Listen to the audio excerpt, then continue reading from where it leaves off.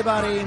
If you need a refuge from all the mass shootings we're experiencing on a daily basis, from the record-high gas prices, from the wars raging in Eastern European countries and Middle Eastern countries, look no further and listen no further than this radio program. Because for the next hour, we have assembled a panel of two of the most interesting, informative, entertaining people that we could get convinced to come in studio at 4 o'clock in the morning. That's right. I am very, very pleased to welcome Marlaina Schiavo, who is a regular guest on this show, a close friend of mine, veteran media producer, satirist, social critic, and mother of two. Marlaina, good morning. How are you? Hi, Frank. I'm good. How are you? I'm well, thank you. And David Schwartz, who I've interviewed many times before, but I don't know that he's come in studio since we've been doing this show. He is an attorney, a former prosecutor, a lobbyist, a TV analyst, and a bunch of other things. David, good morning. Great being here. Can we turn David's mic on? There we go. Okay. Oh, there we go. Okay. No, it's great being here. I'm a big fan of Marlaina's. We share a birthday together. Yes. I heard about that. David, let me get you to use another mic. Okay. See, I'm sorry we didn't get to test that before. I appreciate that. Anywhere. So, Marlaina, what he just said... Hear me? Yeah, I hear you. Okay, that's great. Much better. What he just said about sharing a birthday, that's accurate. Yeah, of course that's accurate. August 6th. August 6th. Wow. Who else is born on August 6th? There's a bunch. It's interesting when you have a birthday, you see all the various people. Right now, it's a little early in the morning, so my brain isn't, but... Lucille Ball. Lucille Is that Ball. true? It was the bombing of Hiroshima. That I know. There's also an August 6th memo that I'm sure all New Yorkers are familiar with. Remind me what that one was again. It was I about know... the Twin Towers. Right. Yeah. That was the presidential briefing. Yeah. Osama bin Laden determined to attack. Exactly. That was the August 6th memo. That's right. Correct. That's right. But Marlaina and I are both clearly Leos, and it shows. That's for sure. How much do you buy into astrology? That there are common characteristics with common astrological signs? Do you want to take that, Marlaina? It seems like more your topic. Well, no. I feel like it's your guest from earlier, Dr. Right. Turi. Dr. Turi, yes. Hey, I mean, I don't love this, but I was kind of laughing a little bit when he was saying, like, expect more shootings. Of course. Right. That's true. Of course we're going to expect more shootings. But as far as the stars go, the only thing I kind of, like, roll with is not so much what you're talking about with, like, Leos, but more so with, like, the full moon. I think things get a little out of whack with the full moon. Just a little bit. What about you? Where do you come down on astrology, David? I believe, look, I'm open. I think I grew up closed-minded, but I'm open to everything. I mean, we're all here. I'm open to any theories, anything. So I'm open to it. Do I believe? You haven't believe in it? Noticed anything? Yeah, I mean, the full moon thing is a good point, but I think things happen for a reason. I don't necessarily believe in astrology, but I am definitely a spiritual person. Well, you know what has convinced me, and I never really considered myself, I never really thought about astrology one way or another, but what has convinced me that there's something to this stuff is, whenever I look through the birthdays every day to see whose birthday it is, right? Just to say, it's, whoever's birthday. And I'm always amazed at how so often it seems like athletes are born on the same day, actors are born on the same day, musicians are born on the same day. And initially you think, all right, well, there's a finite universe of famous people. Maybe that's why they're coming up. But it happens too often. And I felt that way ever since I learned that, Rush Limbaugh and Howard Stern have the same birthday, right? I mean, you talk about two of the greatest talk talents of this era. What are the chances that they would just have the same birthday? Right. I have a very interesting one, and we won't get too far into the weeds on this, but I was born August 6, 1967, and I met a woman who, a friend of a friend, and it turns out she was born on August 6, 1967, and we were both born in Maimonides Hospital in Brooklyn. So we were together in the I mean, what are the chances of meeting somebody like that? Right. I mean, that's an amazing. That's so we not celebrate. so much dumb luck, but it's more happenstance. That's right. That is happenstance. Okay. That's well, I'll tell you this. Last thing I'll mention about August 6th. One of the great losers on August 6th was Hiram W. Johnson. Are you familiar with Hiram W. Johnson? Hiram, unfortunately, neither is anybody else because he died on August 6th. Now, he was the governor of California. He, I think, was Theodore Theodore Roosevelt's running mate in 1912, one of the leading progressive Republican politicians of the early part of the 20th century, and he died on August 6, 1945.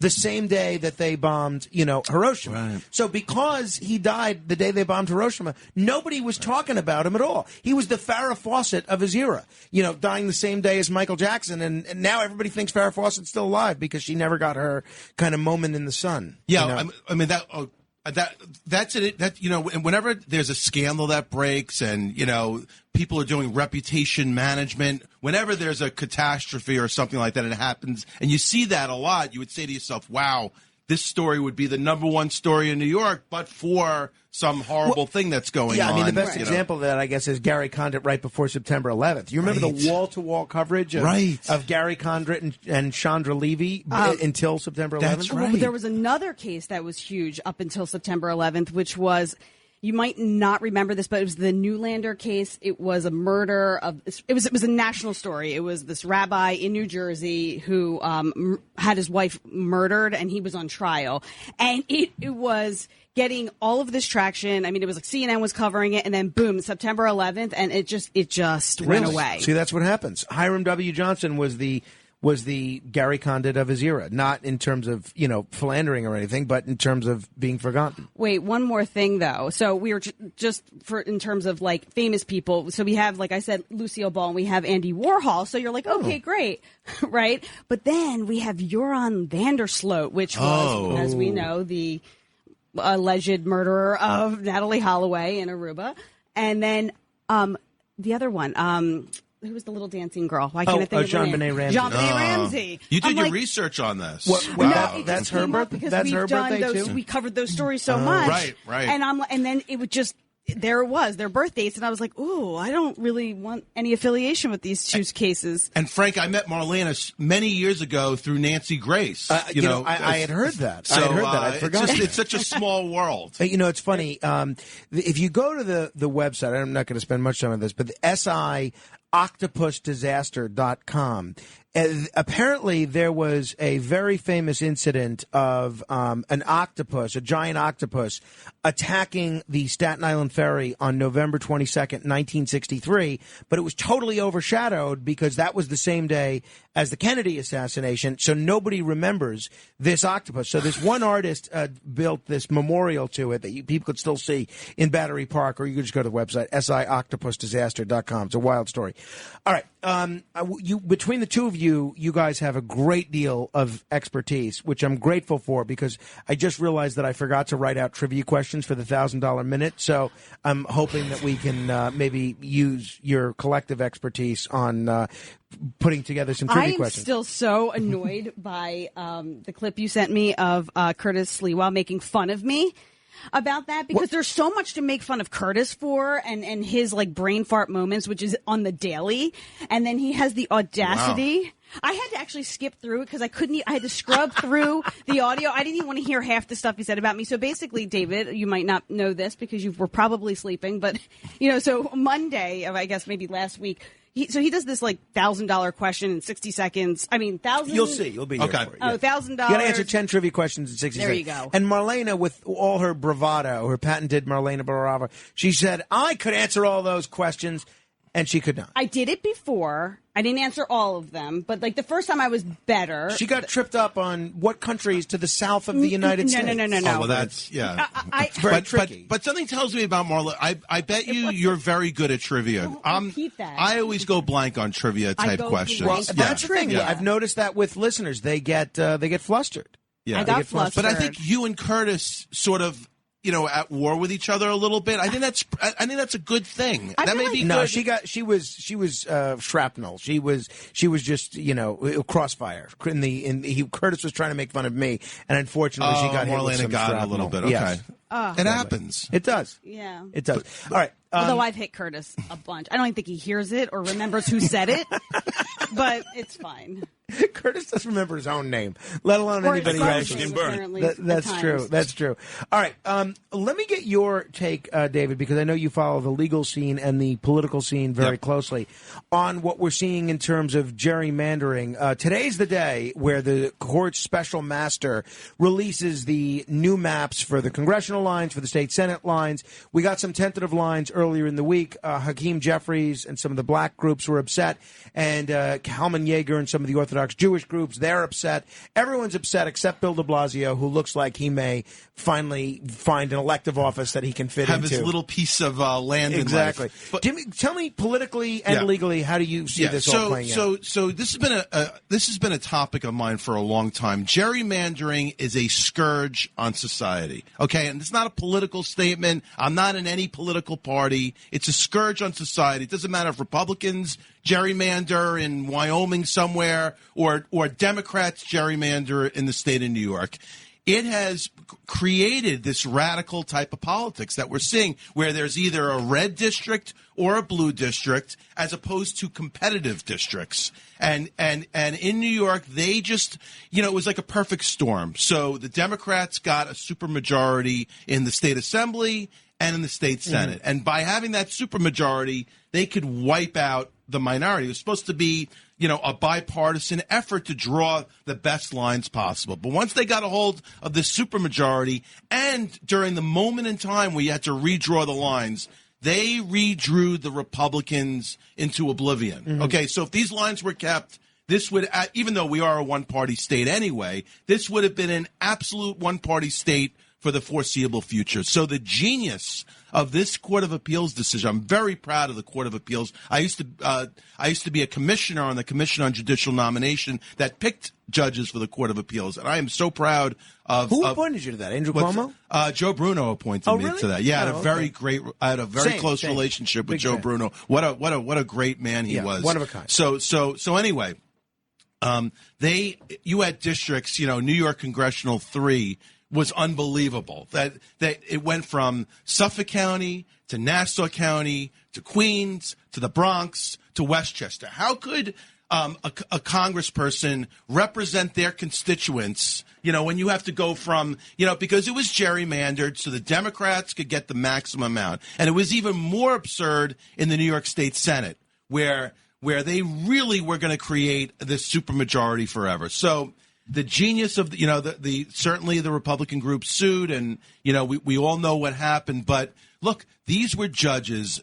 I was shocked because these were judges all appointed by Democratic governors. But you know what? When you're a judge, you have to put the law before politics, and that's exactly what they did. These lines were so clearly unconstitutional. These lines were so clearly illegal, based on partisan strategies. So go ahead. No. Yeah. I mean, I agree with everything you're saying. This week, just 2 days ago, May 18th, the League of Women Voters has filed a federal lawsuit asking the primaries for governor and for state assembly to also take place in August and to restart the petitioning process for the statewide races.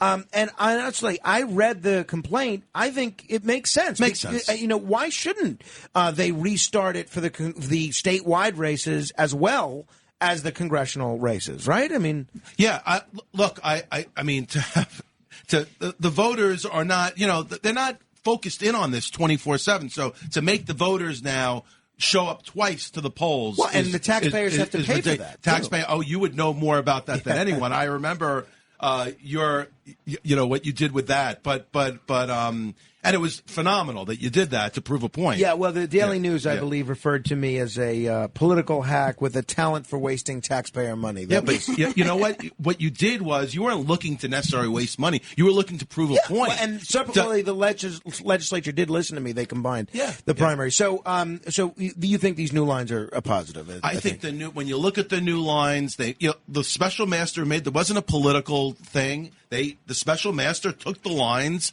and created. And if you look at it, it's like Marlaina has young children, so it was like you're cutting a square sheet cake into squares. That's what it was. That's what the lines are in New York now. They're beautiful. They make sense. A representative, whether you're a state senator or a congressperson, could represent their constituents properly, where there's a definite district that makes sense.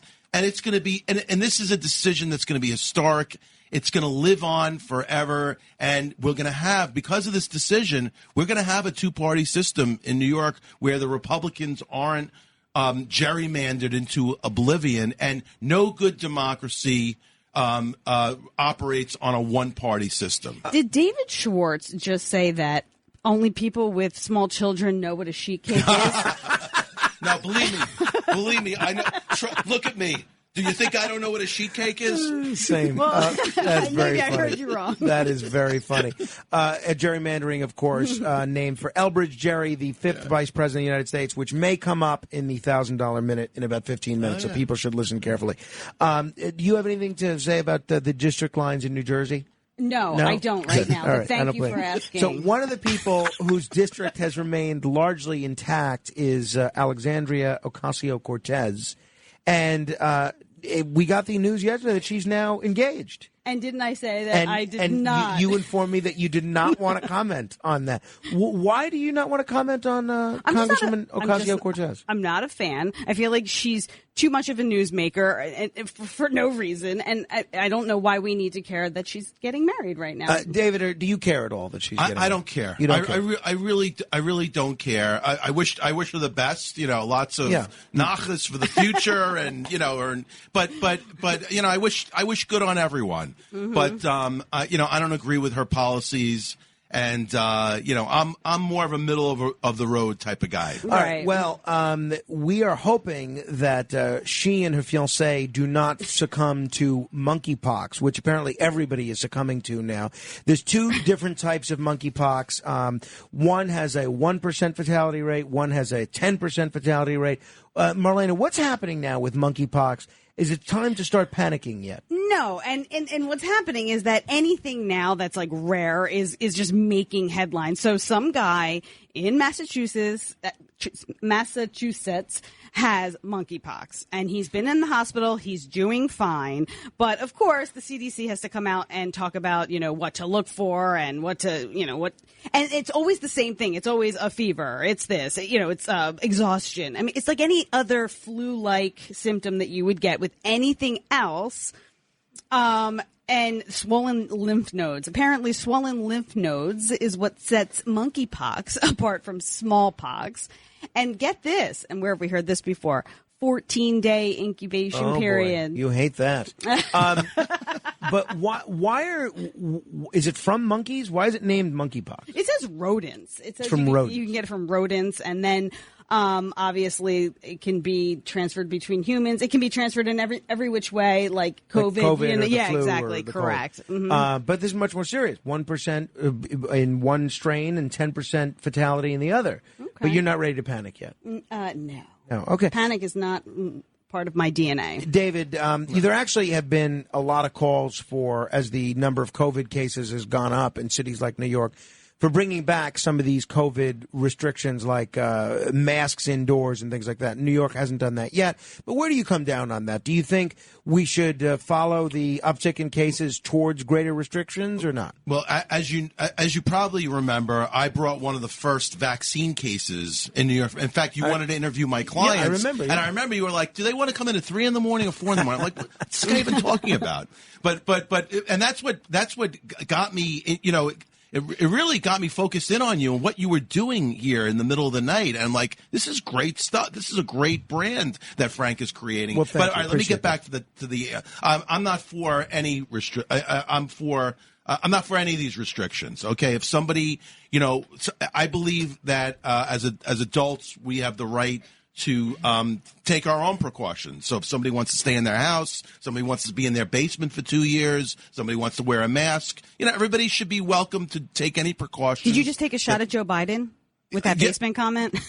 Well, that's a whole nother. No, there's a lot of people that have been in their basements for 2 years, No, and they're pretending like, they're, the whole world is coming to an end. It's not coming to an end. I've been out there every single day during this pandemic, and that was my choice. I went into my office. Same. That's our choice, and we should have that choice. Right. So the short answer is no, I don't believe in any restrictions. Marlaina, are you concerned, seriously, that the specter of monkeypox, which is getting a lot of attention in the last day or so, could be used from some of these public authorities and some of these health authorities, which you already don't like, to clamp down on some of the freedoms that we've gradually gotten back over the last 10 months? No, not so much the monkeypox, but what you were saying about the uptick in the cases. I noticed, though, that I guess they're not going to bring back restrictions. They're just suggesting now, like, hey, you should, if you want to wear a mask, and they're leaving it up to people. Wow, what a concept. That's what a lot of people have been asking for from the beginning. Like, if I want to get vaccinated, I'll get vaccinated. If I don't want to get vaccinated, I won't get vaccinated, yada, yada, yada. But I think it's all political at this point because I feel like, they're not going to do anything crazy right now at all because of the midterms coming up. There's no way they're going to just start doing, because then they're really dead in the water. Right? Well, I think so. I mean, we've got Governor Murphy in New Jersey who is like, some districts in New Jersey decided that they were going to reinstate a mask mandate for students in their districts, which is their right because he left it up to the district, which it should have been from the beginning, was my opinion. Anyway, so everyone was sort of bracing for, oh, God, like, let's not even talk about this. And he comes out and says, it's up to the districts, whatever they want to do. And this is not his form at all. You could tell he's just completely positioning himself to not do anything extreme.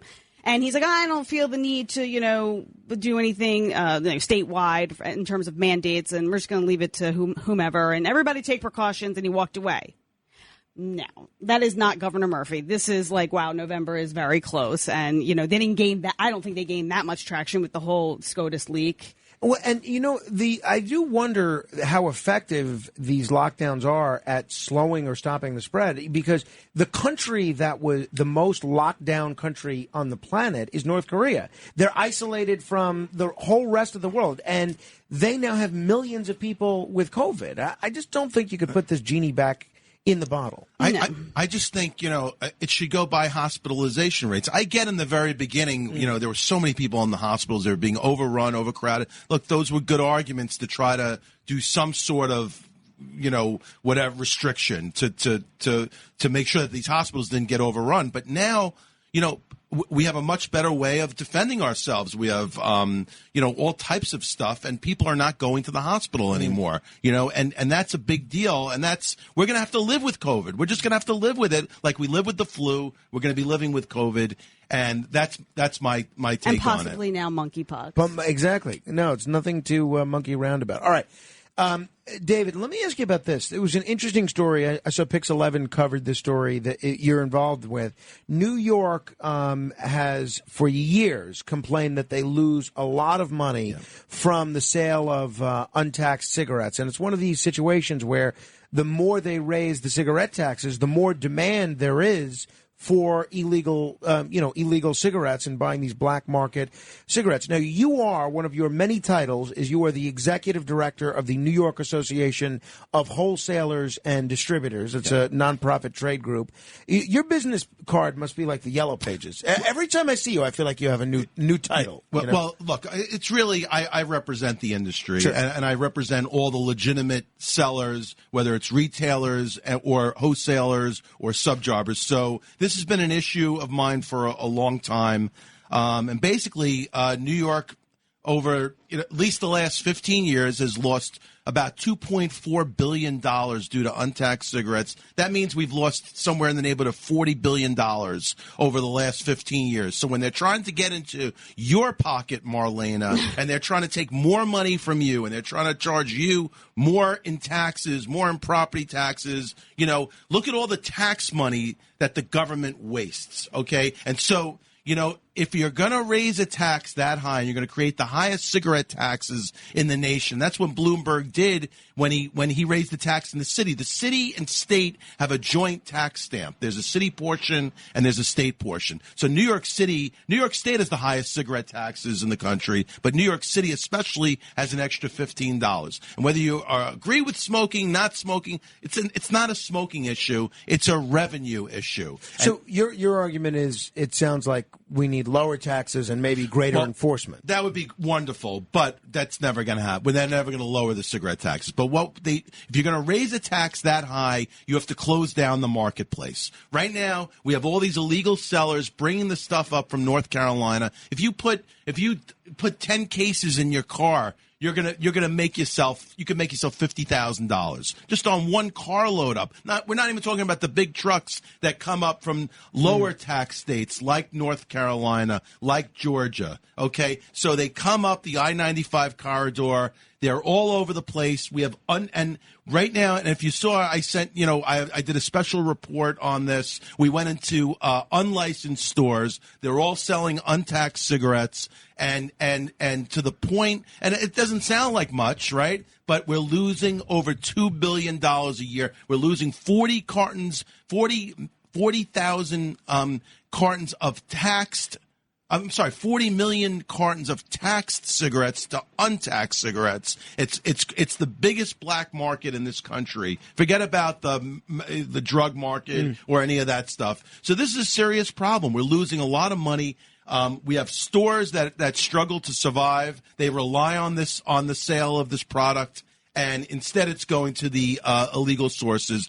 About 80% of the products sold in New York City is illegal. Only 20% is legal. And we're trying to get the government, we're trying to get the tax department to enforce the law to make sure that we get the untaxed product off the streets. So $2 billion a year lost in tax dollars. Yeah. So if they had taxed, right? Is that what you're saying? If they had taxed this, how would they do it? Like, how would they tax these the legal? You mean lower the taxes? Well, no. The way we have a great structure of collecting taxes. It's through tax stamps. So we have licensed agents that affix tax stamps onto packages of cigarettes, and they're sold to all the stores, and that's the way the distribution is supposed to go. It's a highly regulated business. So then, how would you attack the illegal sales of the cigarettes is what I'm trying to say. Right. Did you? So you got to, okay, so the enforcement arm of the tax department plus the sheriff's office in the city, they have enforcement arms. They could,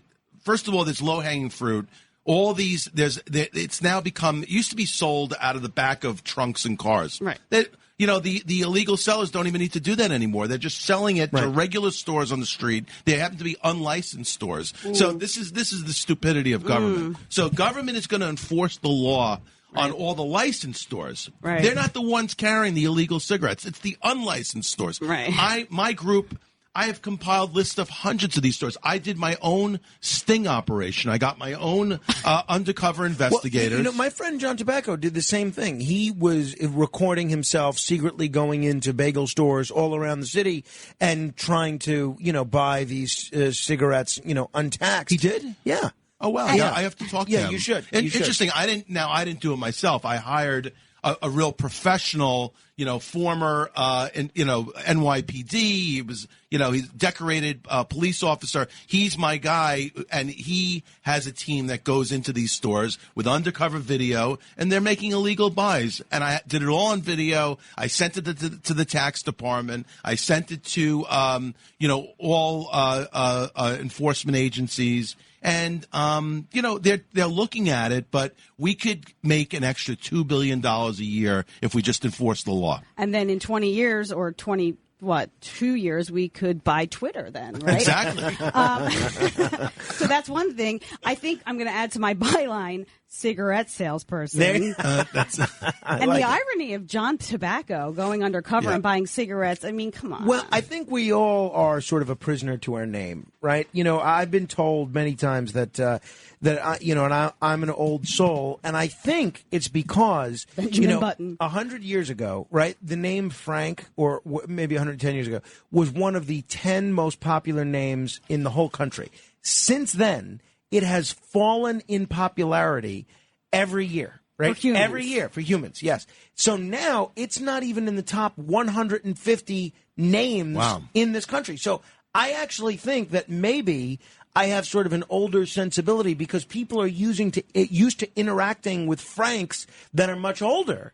And that's sort of rubbed off on my interaction with society and society's interaction with me. I'd be curious where Marlaina falls. Wow, you had a lot of time to think about that. I wonder what's going to happen to Carmine now. I mean, that's not exactly making the top 10 baby names. Right. Speaking of babies, we're going to talk about womb transplants. Speaking of Twitter, we're going to talk about Elon Musk and a whole lot more. David Schwartz is here. He is a former prosecutor. He is an attorney, a lobbyist, and he's apparently the head of this trade group that I didn't even know existed until yesterday, but they're doing a great job. Marlaina Schiavo is here as well. She is a satirist and a veteran media producer and a terrific contributor to this program. What we're going to do next is we're going to give somebody an opportunity to win $1,000. We're going to give David Schwartz a ringside seat at the $1,000 minute. If you are the seventh caller to 833-969-4447, that's 833-969-4447, we're going to give you an opportunity to answer 10 trivia questions in 60 seconds. That's all coming up on the other side of midnight, straight ahead. Frank Morano, 77 WABC.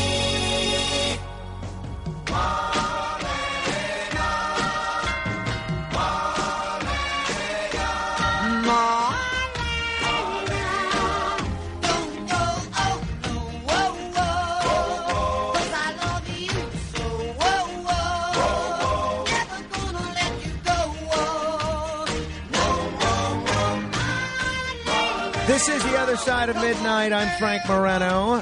Marlaina Schiavo is here. As you can hear the song, David Schwartz is here. But now we're going to give a lucky person an opportunity to win a little bit of money. It is time for... The Other Side of Midnight presents... It's the $1,000 Minute. Answer 10 questions correctly in 1 minute, and you could win $1,000. Uh-oh. Here's your host, Frank I have a feeling we're in trouble now. I see we have David in the Bronx as today's contestant. Good morning, David. Good morning, Frank. I know you were complaining for a while that you just never seemed to be the seventh caller. You were always the third or the fourth or the fifth. But now here you are, lucky number 7, Mr. Mickey Mantle. Yes, thank you. I've got a little bit of trivia for you before we hit the game. Oh, boy. Okay. You said the Daily News had called you a political hack. I believe they actually called you a political gadfly. Well, they did both in 2 separate editorials. Oh, okay. In one, I was called a court jester with a talent for wasting taxpayer money, and the other was yes. But many newspapers have referred to me as a gadfly, and I don't think that's an inaccurate description of my political activities. Now, people should know about David. I know David as a caller, and I don't think we've ever met personally, but he's a very, very intelligent guy. I will be shocked. I've seen the questions. I will be shocked if he doesn't win this. So, David, you got a lot of expectations. I'm looking over the questions right now. I don't see one that you're going to get wrong. Knowing what you know about, this is going to be, I think, a cakewalk for you. All right, let's go. All right, you ready to go? Okay, you know the rules, right? Yes. Timer will begin after the first question, and then if you get one right, we're just going to move on. What is 50% of 4? 2. How many continents are there? 7. Name one of New York's hockey teams. Rangers. Who was gerrymandering named for? Eldridge Jerry. Name one of the people who currently hosts Jeopardy. Mayim Bialik. What are the colors of the Ukrainian flag? Yellow and blue. Who did Mike Bloomberg defeat to become mayor of New York City in 2001? That would have been the Bronx borough president, who's Ferrer. Ah, David, I am shocked.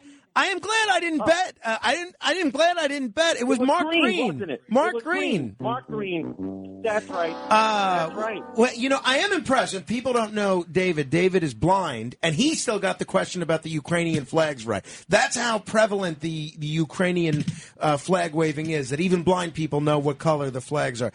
David, well, I'm sorry that you didn't win, and I'm sorry that you lost your sight. But we are going to give you a very nice The Other Side of Midnight consolation prize. So I'm going to put you on hold. You got 6 questions right, and you were well on your way to it. But we'll hopefully you'll play again once you're eligible, David. All right. When is that? Talk to Philippe. I've heard conflicting. Okay. I've heard conflicting stories. I think 30 days. Apparently, I used to hear 6 months. Now it's 30 days. I don't know. Talk to Philippe. Get David's information. David's had some rough times over the years. Lost his sight. He's, I think, in a homeless shelter now. I was really rooting for him to win that $1,000, but. Pays to know your history, right? You knew that one, right, David, right? Mark Green, of course. I'll never forget that race. That was unbelievable. Bloomberg was down by like 40 points, and then 9/11 took place, and it just changed the whole play. It was unbelievable. I remember how cocky the Mark Green people were. Also, they thought they were going to be in the mayor, in City Hall. Yeah, they were measuring. I remember the the person that was going to be his corporation county. They were very cocky. I don't mean to get off on a tangent, but I remember this like yesterday.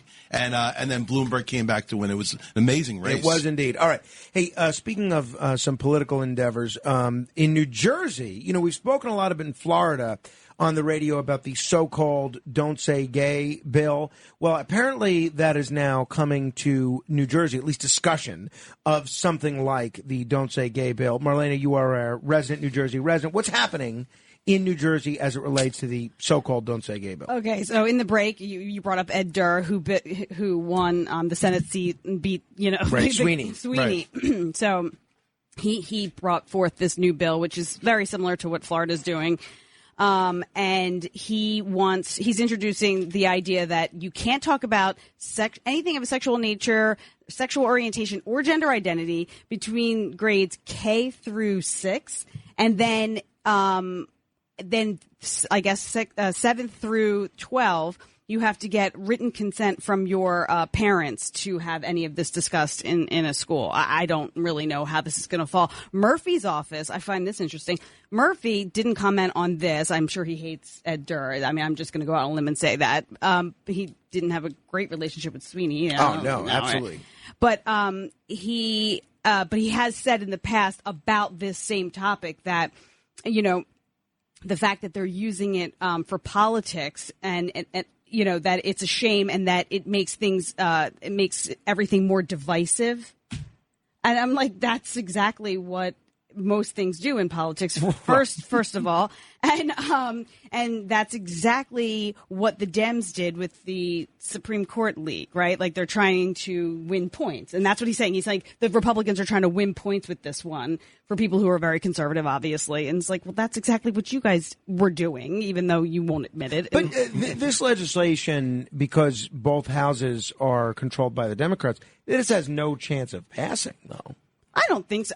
I don't think so. I first of all, you already need a consent from your parents for all of this stuff. So it's I don't know. I think it's just more about positioning themselves and where they stand. Yeah, it is very interesting. You have a lot of these minority legislators in every state, including New York and New Jersey, who end up proposing these bills that make them popular with their own base, may help them with fundraising, but there's no real shot that this could ever be enacted. Well, yeah, in New York, when we had a Republican state Senate, a Democratic Assembly, there were bills all the time, and you knew they weren't going anywhere. The scary part about today in New York, I hate to bring it back to New York, is these bills are actually passing because you have these supermajorities in both houses. But when Marlaina was talking, I was thinking about, all right, so now you have the 8th grader that doesn't have the consent form signed. So now, like, the teacher's going to be like, all right, we're going to talk about sex, everybody.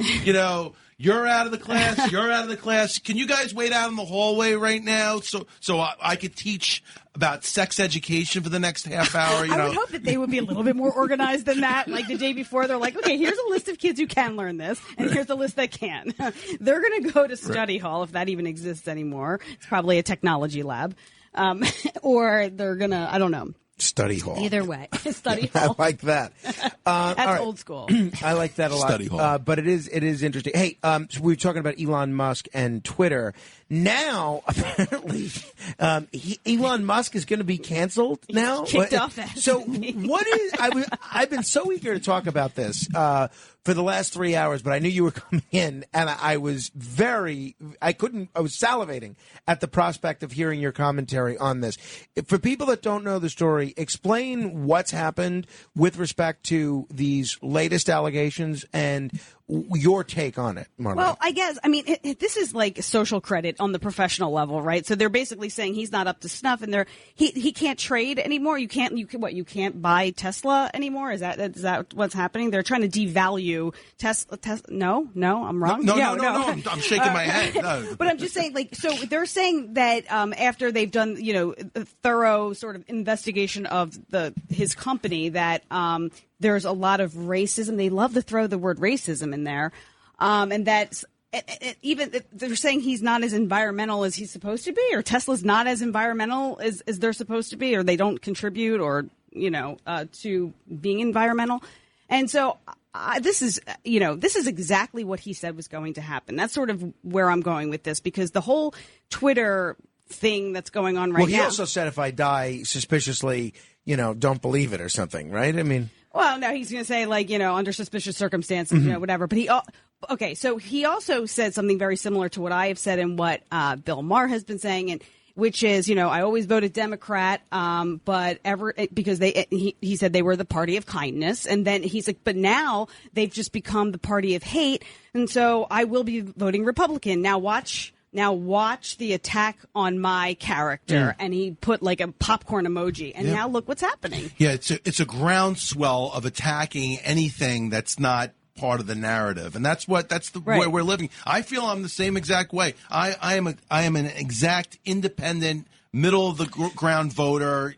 My ballot is all over the place, but the Democratic Party has really gone so far off the deep end that I have no choice but being a Republican right now, I guess, with my votes. So it's not I think a lot of people feel the same exact way. I speak to Democrats all the time. In fact, in my neighborhood is all Democratic, and the Republicans got so many votes in the last election. So that's the way it's going. But they're also raising the fact that apparently SpaceX paid $250,000 to this flight attendant who accused Elon Musk of sexual harassment or something, right? So it does become, is it his turn in the barrel for being canceled because he can kind of upend Twitter and social media as we know it if he really follows through on a lot of these free speech things that he's talking about. Well, right. But that's the whole idea. Don't you think that is what he's being canceled? I totally believe that's what's happening. I